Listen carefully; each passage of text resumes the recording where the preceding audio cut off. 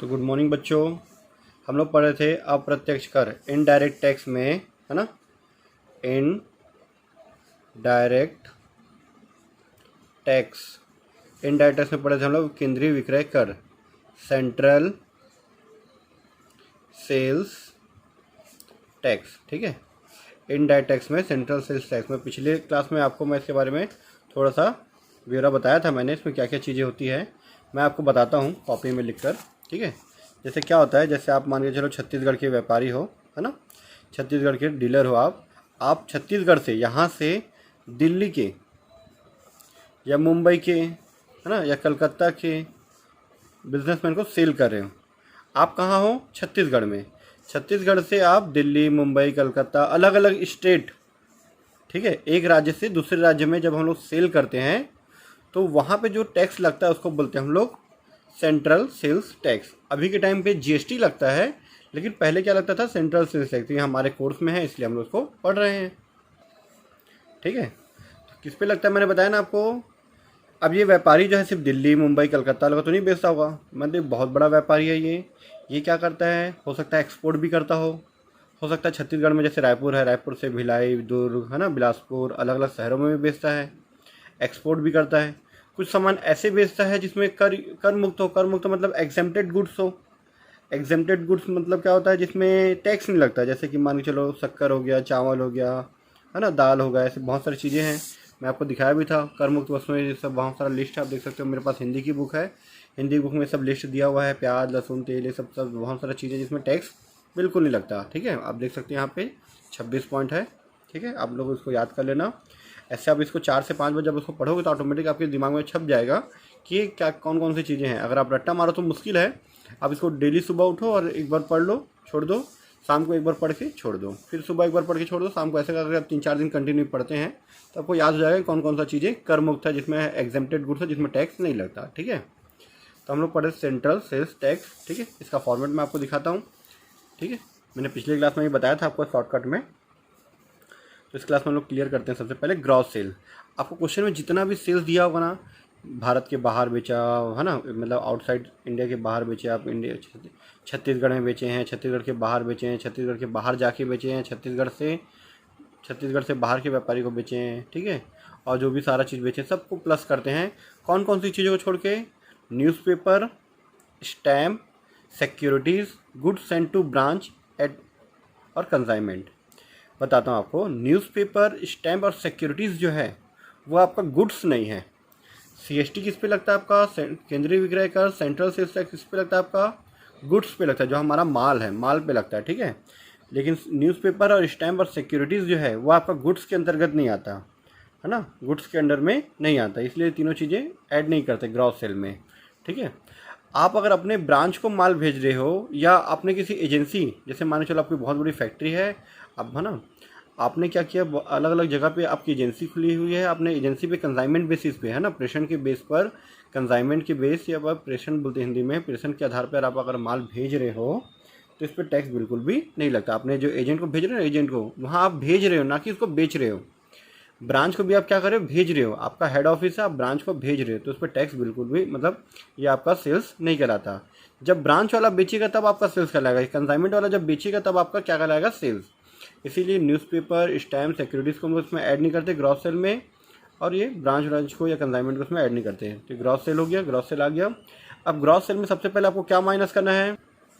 इसमें अब gross cell में हम लोग सेल्स विथ इन स्टेट, मतलब छत्तीसगढ़ में अगर आप बेच रहे हो, जैसे मैंने आपको एग्जांपल दिया था ना कि जैसे आपने छत्तीसगढ़ में, रायपुर में, दुर्ग में, भिलाई में, सब में इधर बेचा, वो चीज़ों को माइनस कर देंगे। ठीक है, सीएसटी किस में लगता है? जो आप एक स्टेट से दूसरे स्टेट माल बेचते हो, सेल्स करते हो, है ना, कलकत्ता में बेच रहे हो, आंध्रा में बेच रहे हो, क्या बोलना चाहिए, हैदराबाद में, तमिलनाडु में, उड़ीसा में, सब में बेच रहे हो, तो उसमें लगेगा सीएसटी। आप यहीं बैठे हो, यहाँ से ट्रक से लोड होकर जा रहा है, दिल्ली जा रहा है, मुंबई जा रहा है, इसके पास पहुँचेगा, ये आपको पेमेंट करता है, जैसे भी ऑनलाइन या चेक के थ्रू जो से पेमेंट करता है वो, है ना, इस पर सीएसटी लगता है। आप दिल्ली जाके बेचोगे तो उस वहाँ पे सीएसटी नहीं लगेगा, वो कहलाता है सेल्स आउटसाइड स्टेट, है ना। ठीक है, राज्य के बाहर विक्रय कहलाता है। आप कलकत्ता जाके बेच रहे हो, मुंबई जाके बेच रहे हो, तब नहीं आएगा वो। ठीक है, तो हम मान के चलो हमारा एक बिज़नेस है, हम लोग क्या किए उसमें पूरा जो चीज़ें हैं, जहाँ जितना भी हम लोग यहाँ पे हम अपने शॉप में रह के जितना भी चीज़ें बेचे हैं पूरा सेल्स हम लोग ऐड कर दिए, ग्रॉस सेल आ गया। ठीक है, ग्रॉस सेल में न्यूज़पेपर, स्टैम्प और सिक्योरिटीज़ को छोड़ दिया हमने। ठीक है, अब इसमें माइनस क्या करना है, sales within state taxable and tax free both, मतलब जो टैक्सेबल गुड्स होगा चाहे टैक्स फ्री हो, अगर हम लोग अपने राज्य में बेचे हैं जैसे छत्तीसगढ़ में ही बेचे तो वो माइनस कर देंगे। अगर हम लोग फॉरेन कंट्रीज़ को एक्सपोर्ट किए हैं, निर्यात किए हैं, विदेशी निर्यात किए हैं तो उसको माइनस कर देंगे। अगर हम लोग छत्तीसगढ़ के व्यापारी, छत्तीसगढ़ के डीलर अगर हम लोग दिल्ली में, कलकत्ता में, मुंबई में, महाराष्ट्र में, जहाँ भी हो, जम्मू कश्मीर में जाके अगर सेल करते हैं तो उसको ही माइनस कर देंगे। ठीक है, किन चीज़ों को माइनस नहीं करेंगे, अगर हम छत्तीसगढ़ से दूसरे राज्य भेज रहे हैं जिसको बोलते हैं अंतर्राज्यीय विक्रय, अंतर्राज्यीय विक्रय बोलते हैं इसको। ठीक है, इंग्लिश में बोलते हैं इसको इंटर स्टेट सेल। मैं आपको दिखाता हूँ, देखो यहाँ लिखा है इंटर स्टेट सेल लिखा है ना, मतलब आप छत्तीसगढ़ से दिल्ली बेच रहे हो, आप नहीं जा रहे ना, वो नहीं आ रहा, आप उसको भेज रहे हो यहाँ से, और जैसे यहाँ पहुँचता है वो अपना सामान रख के पेमेंट आपको कर देता है, तो वो कहलाता है इंटर स्टेट सेल, अंतर्राज्यीय विक्रय। ठीक है, आपको दिखाता हूँ हिंदी में, ये लिखा देखो, अंतर्राज्यीय विक्रय लिखा है, देखो ये है अंतर्राज्यीय विक्रय, कर योग्य अंतर्राज्यीय विक्रय दिख रहा है वो, टैक्सेबल ना, एक्चुअल इंटर स्टेट सेल। ठीक है, ये टोटल इंटर स्टेट सेल है। फिर इसमें क्या क्या चीज़ें माइनस करते हैं, अगर आपका सामान 6 महीने के अंदर रिटर्न आ गया है, जैसे आप दिल्ली के व्यापारी को सेल किए थे, 6 महीने के अंदर वो वापस कर देता है तो माइनस करेंगे, 6 महीने के बाद अगर वापस करता है तो माइनस नहीं करते। ठीक है, रेलवे फ्रेट डिलीवरी चार्जेस अगर हम लोग दिए हैं तो भाई वो चार्ज हमारा नहीं है, वो चार्ज उनका है, उनको पेमेंट करना पड़ता है। अगर हम पैसा दिए हैं तो पैसा हमको रिटर्न करते हैं वो, है ना। अगर रेलवे का पैसा मैं दिया हूँ या हम दिए हैं, हमारा बिजनेस दिया है, तो वो पैसा लोग रिटर्न करते हैं क्योंकि वो उनको पेमेंट करना है। कैश डिस्काउंट है या सब्सिक्वेंट सेल है, टैक्स फ्री गुड्स है, मतलब ऐसा सेल्स है उसमें, जैसे आप दिल्ली के व्यापारी को ऐसा माल बेचे जो कि टैक्स फ्री है, जैसे कि मान के चलो वो ले लेते हैं, नमक ले लेते हैं ना, सॉल्ट। सॉल्ट क्या है, पूरे इंडिया में फ्री है, आपके छत्तीसगढ़ के व्यापारी हो छत्तीसगढ़ में भी फ्री है, दिल्ली का वो बिजनेसमैन है दिल्ली में भी फ्री है, तो इसके लिए भी टैक्स फ्री है, इसके लिए भी टैक्स फ्री है, तो टैक्स फ्री को आपको माइनस करना है। ठीक है, और कोई स्पेशल इकोनॉमिक जोन है, विशेष आर्थिक क्षेत्र है, उसको आप सेल किए तो वहाँ पे भी आपका CST नहीं लगता है। ठीक है, सेल्स रिटर्न 6 महीने के अंदर वाला माइनस हो जाता है, रेलवे फ्रेट डिलीवरी चार्जेस वगैरह है वो आपका नहीं है, है ना, तो उसको आप माइनस कर दो क्योंकि उसका पैसा आपको मिल जाता है। कैश डिस्काउंट माइनस कर दो, सब्सिक्वेंट सेल माइनस कर दो। ठीक है, सब्सिक्वेंट सेल मतलब पश्चातवर्ती विक्रय, वो कुछ चीज़ों को बताऊँ बाद में क्या होता है सब्सिक्वेंट सेल, पश्चातवर्ती विक्रय। फिर ऐसा गुड्स जो कि फ्री है, मतलब टैक्स फ्री है, जिसमें टैक्स नहीं लगता तो उसको माइनस कर दो, है ना। सेल्स टू स्पेशल इकोनॉमिक, जो विशेष आर्थिक क्षेत्र का अगर आप माल बेचते हो या पंजीकृत या रजिस्टर्ड है ना, जो भी है, तो उसको आप माइनस कर दो। उसके बाद जो माइनस करने के बाद जो आता हुआ था actual interstate sale, actual interstate sale आता है। ठीक है, इस सेल्स में आप जो अभी बेचे हो उसमें क्या चीज़ जुड़ा हुआ है, टैक्स जुड़ा हुआ है ना। इसमें क्या चीज़ जुड़ा हुआ है, टैक्स जुड़ा हुआ है। अब इसमें टैक्स जुड़ा हुआ है तो टैक्स को आप माइनस कर दो, CST है ना, सेंट्रल सेल्स टैक्स आप माइनस कर दो, आपका आ जाएगा टैक्सेबल टर्नओवर, मतलब टैक्स जुड़ने से पहले का जो सेल्स है वो आ जाएगा। ठीक है, टैक्सेबल टर्नओवर कौन सा, तो इस तरह से आपका आ जाता है, टैक्सेबल टर्नओवर आ जाता है। ठीक है, फिर इसके बाद टैक्सेबल टर्नओवर में जो भी आपका टैक्स वगैरह सब निकालना रहता है, ठीक है, वो क्वेश्चन के ऊपर डिपेंड करता है, हम वो निकालेंगे। तो चलिए मैं आपको क्वेश्चन नंबर 1 की ओर लेके जाता हूँ। ठीक है, क्वेश्चन को पढ़ के हम उसको सेल करते नहीं किया गया। हमारा क्वेश्चन नंबर 1 है ना, एक पंजीकृत व्यापारी की बिक्री 19,50,000 रुपये, मतलब उसका टोटल सेल्स है। टोटल सेल्स में सारा सेल्स आता है, अगर वो इंडिया से बाहर बेचा हो, है ना, छत्तीसगढ़ का व्यापारी अगर छत्तीसगढ़ में ही बेचा हो, छत्तीसगढ़ के बाहर हो, अदर स्टेट को बेचा हो या बाहर जाके बेचा हो, है ना, सारा चीज़ इसमें शामिल है। ठीक है, the gross turnover of registered dealer is 19,50,000 rupees. ठीक है, from the following information compute his taxable turnover under the CST act. ठीक है, निम्न सूचनाओं के आधार पर अंतर्राज्यीय बिक्री के अंतर्गत कर योग्य आवर्त की गणना कीजिए। ठीक है, तो इसमें पहला पॉइंट हमारा कर मुक्त वस्तुओं का विक्रय मूल्य 3 लाख रुपये, सॉरी पहले मैं यही लिखता हूँ, ग्रॉस टर्नओवर। ठीक है, दिख रहा है यहाँ पे लिख दिया मैंने, computation of taxable turnover under and central sales tax under the CST act.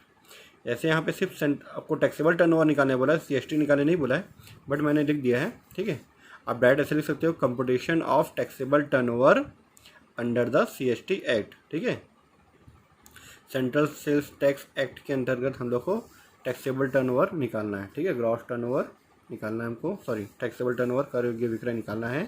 Question number हमारा 1, क्वेश्चन नंबर हमारा 1। ठीक है, तो मैं यहाँ लिख देता हूँ पहले ग्रॉस टर्नओवर, जो क्वेश्चन में हम लोग को दिया हुआ है। अगर इसमें न्यूज़पेपर, स्टैम्प पेपर, ये सब चीज़ें शामिल होता है तो उसको मैं माइनस कर देता हूँ। ठीक है, ये मेरा 19,50,000 रुपये। ठीक है, आप लोगों को क्लियर दिख रहा है? 19,50,000 रुपये ये रहा आपका ग्रॉस टर्नओवर। इसमें है कर मुक्त वस्तुओं का विक्रय मूल्य, मतलब sale price of exempted goods. Exempted goods है, इसको माइनस ही करते हैं हम लोग, है ना। तो लेस कर देते हैं हम लोग।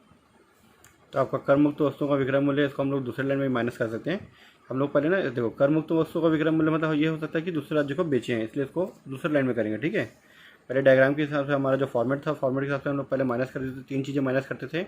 भारत से जो निर्यात हुआ है, एक्सपोर्ट हुआ है वो, और भारत में जो जैसे छत्तीसगढ़ में ही बिक्री हुआ है, रायपुर, बिलासपुर, दुर्ग, है ना, इनको बिक्री हुआ तो ठीक है। और हम लोग दूसरे राज्य में जाके, बाहर जाके, है ना, दूसरे स्टेट में जाके बेचें, वो अगर चीज़ होगा तो उसको माइनस करेंगे। तो देखते हैं यहाँ पे कर मुक्त वालों को बाद में माइनस करेंगे। ये भी माइनस होता है, कर मुक्त है तो टैक्स है ना। एग्जेम्प्टेड गुड्स होता है तो माइनस करेंगे, पहले माइनस करते हैं एक्सपोर्ट फ्रॉम इंडिया। तो लेस में हम लोग लिख सकते हैं यहाँ पे item not taxable under CST। CST के अंदर जो टैक्सेबल नहीं होता, जैसे मैं बताया ना आपको, एक्सपोर्ट फ्रॉम इंडिया और सेल्स इन स्टेट। उसके बाद देखा है goods return under inter state trade. Inter state sale या इंटर स्टेट ट्रेड क्या होता है बताया ना, एक राज्य से दूसरे राज्य को भेजना, तो वो आता है। फिर है rates of tax on inter state sale, दिया है 3,43,500 पे इतना, 2,04,000 पे इतना। ठीक है, देखेंगे उसको हम लोग।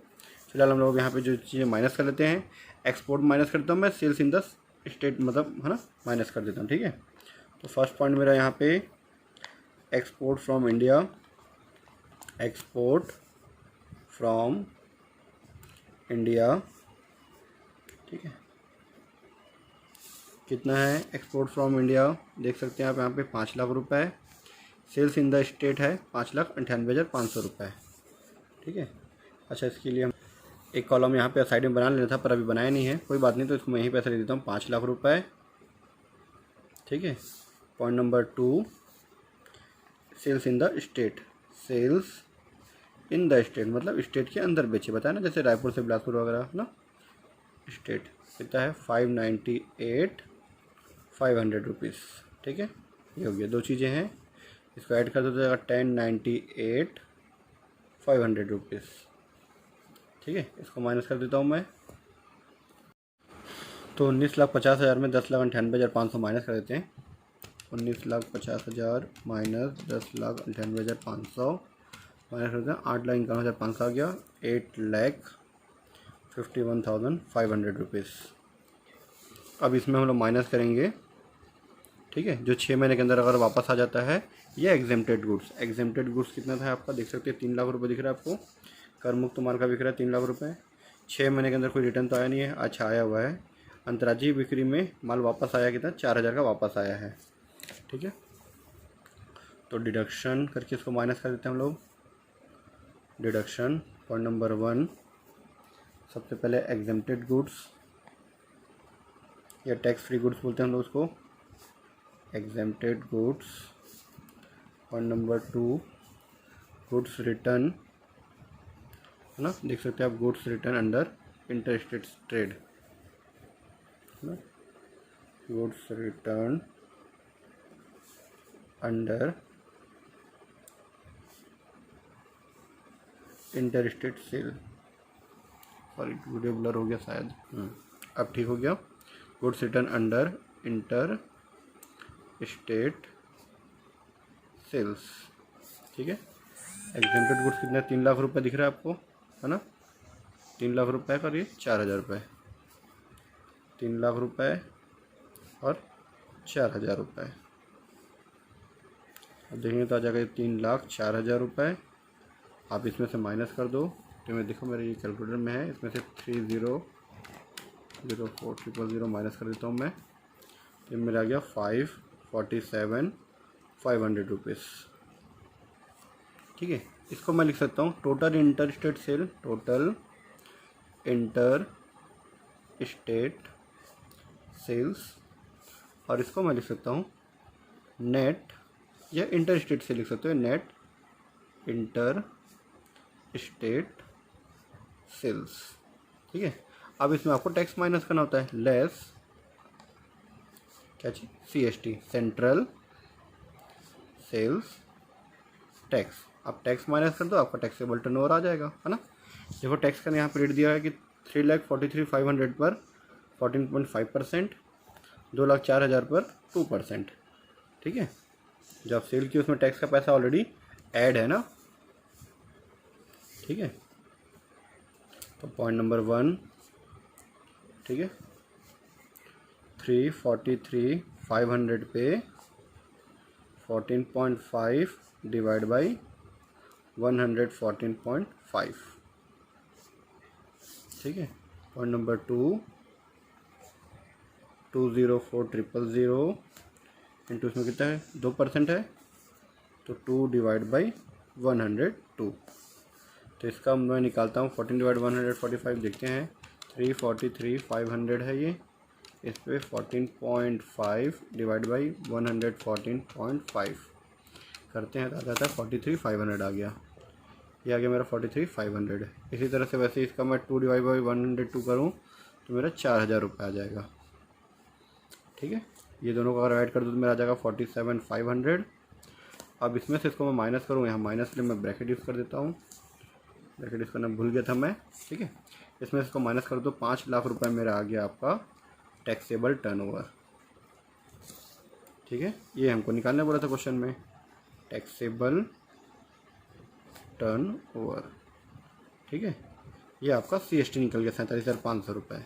इस क्वेश्चन में निकालने नहीं बोला था, लेकिन ये टैक्सेबल टर्नओवर निकालने के लिए हमको CST निकालना ही था। ठीक है, इससे पहले हम लोग जब एक्साइज ड्यूटी पढ़े थे तो सेल्स में से एक्साइज ड्यूटी माइनस करते थे, तब हमारा टैक्सेबल टर्नओवर आता था। ठीक, सेम इसी तरह से। ठीक है, ये हमारा क्वेश्चन नंबर 1 कंप्लीट हो गया दोस्तों। ठीक है बच्चों, देख लेना आप लोग।